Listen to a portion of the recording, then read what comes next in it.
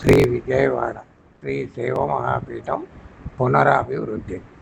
విజయవాడ శైవపీఠం అభివృద్ధి వైపు దూసుకు వెళ్తుంది.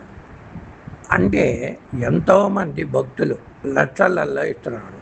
అంటే కమిటీ యొక్క సంకల్ప బలం, వారి యొక్క ఆధ్యాత్మిక సహాయతత్వం, ఇంకా మంచి హృదయం, ఇంకా నిర్మాణానికి సహాయ సహకారాలు అందజేసేవారు ఉన్నారు.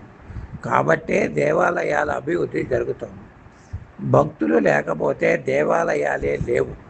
ఇది ముమ్మాటికి నిజం. కమిటీ వారు కష్టపడేవారు మాత్రమే. వారి కష్టం ఒక్క పైసా కూడా శివద్రవ్యం వేటు చేయకుండా పీఠం దగ్గరే సమయాన్ని వెచ్చించి కష్టపడి చేస్తున్నటువంటి వారికి శివానుగ్రహం ఉండక తప్పదు అని చెప్పాలి. హిందూ దేవాలయాలు నిర్మాణం అనేది వాస్తుశాస్త్ర పద్ధతిగా ఆగమ శాస్త్రంపై ఆధారపడి ఉంటుంది. ఈ నిర్మాణాన్ని పలు చోట్ల ఉన్నటువంటి వాస్తు యొక్క దోషాలని నూతన నిర్మాణాలలో సరిచేయటం కూడా దీంట్లో ఒక పద్ధతి.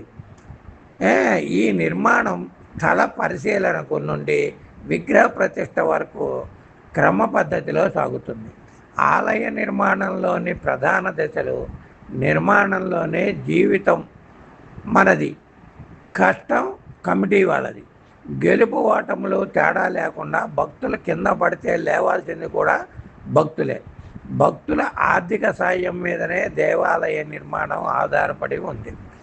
ప్రతి ఒక్కరిలోనూ ఏదో ఒక గొప్పతనం ఉంటుంది. మనకి దానిని గుర్తించి వారి సహాయ సహకారాలు పొందాలి. వారిని అభినందించే గుణం కూడా కావాలి.